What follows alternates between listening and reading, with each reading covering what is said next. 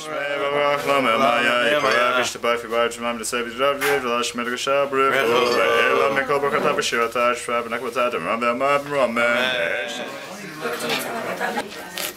a little sign on it. Baruch atah Adonai Eloheinu melech haolam borei pri ha'adama.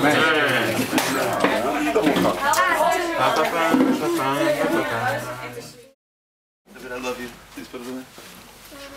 Thank you. Baruch hu es Adonai hamivorach. Adonai hamivorach.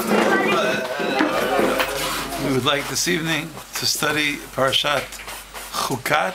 There was a special red heifer. It's called in Hebrew Para Aduma.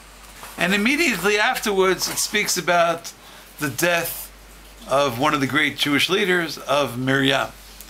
Lama, in Moed Katan, page Kafchet, page 28a. Lama nismecha mitat Miriam leparashat Para Aduma. Why is it? What does one thing have to do with the other? Now you could say, well, she died at a certain point, and it was recorded at a certain point. And she got kapara for the but we learn that there's a certain significance to the order of the Torah, right? Lomar lecha ma para aduma mechaperet af mitat tzadikim mechaperet. That the same way para aduma brings atonement, so too the death of the righteous brings atonement as well.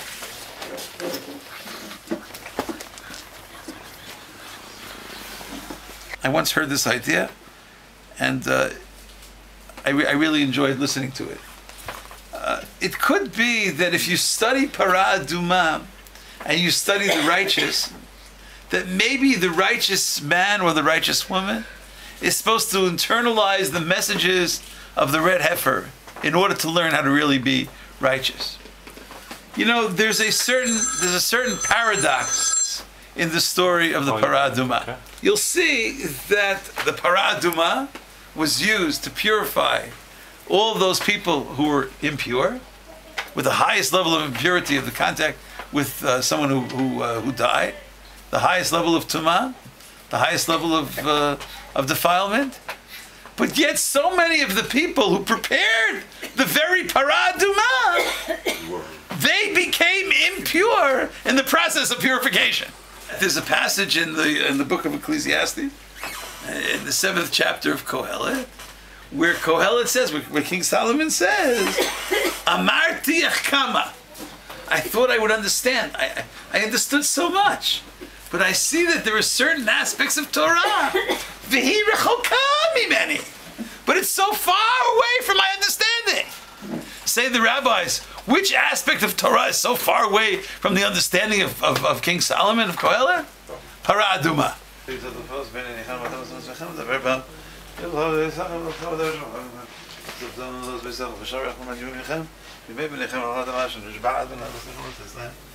Is he or she prepared to give up some of their own spiritual purity in order to help others? That's the message of Para Aduma. You're in a state of purity, but there are people out there who need help.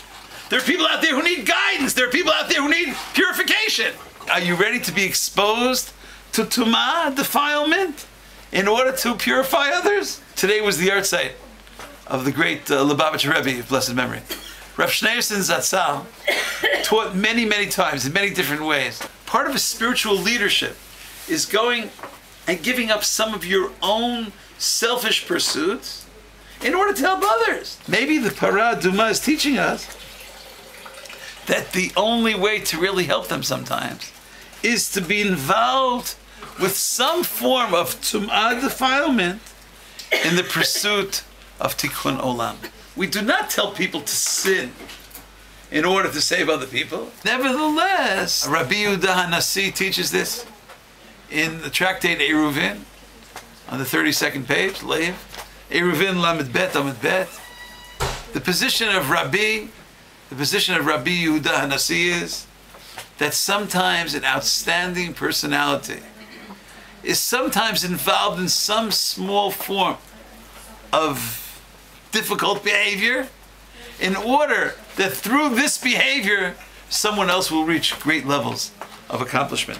In the language of the Gemara, Nichale lechaver. Dil'avid hu. Isura klila. Sometimes he's involved in some kind of level of action which is not perfect. Isura klila. A light form of transgression. V'lo le'avid am haaretz. Isura rabba. To save the ignorant person, to save the person who is desperately in need from violating very serious problems. That's paraduma.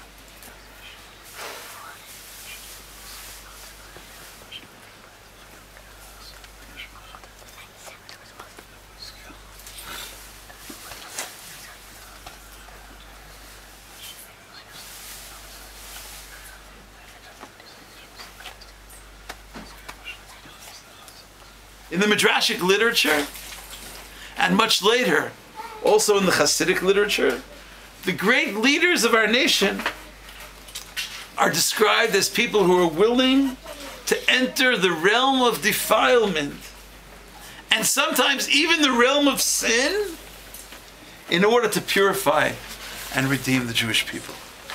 One of the greatest leaders of all times, Aharon HaKohen, is indeed involved, as it says in the Torah, in constructing Egel HaZahah. Aharon HaKohen, Egel HaZahah. What is here? The people are involved in that. The people are involved. Aharon HaKohen. He had good intentions. Yeah. What is he doing? Wait, he's the one that's going to build the golden calf. How could it be? So there are many explanations. I'd like to share one. The Midrash teaches Vayikra Rabbah, Parshat Yud.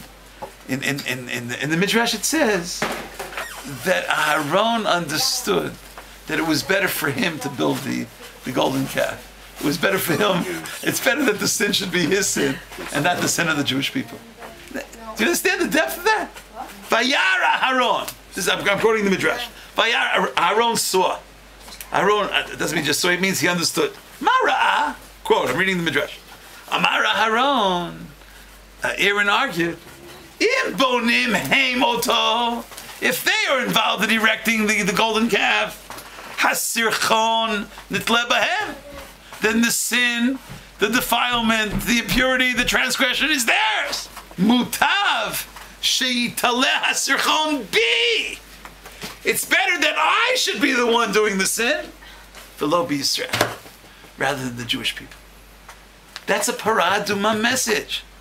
That's the brother of the woman who we described, who dies right after the paraduma. That's the message. The other brother of that great woman who's spoken of right after the paraduma, Moses, is spoken in the Midrash as having decided to break the tablets, for he did not want the Jews to be alone in the world of sin.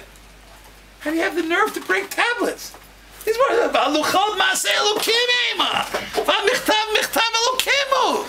These are tablets. It's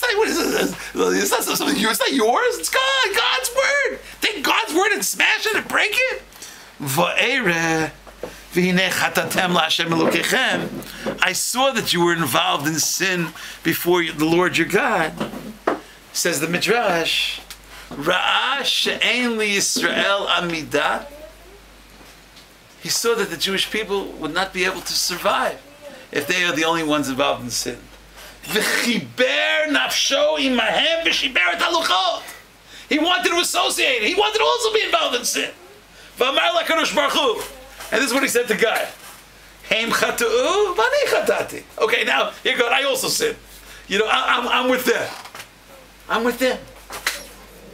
If you forgive Shibarti Aluchot, I broke the tablets, right? If you forgive them, forgive me. You don't forgive them, don't forgive me. We're together. Moshe enters the realm of Tum'ah. Moshe enters the realm of impurity in order to purify the Jewish people. Oseh Shalom b'mrama v'yaseh Shalom aleinu v'al kol Yisrael. Everyone,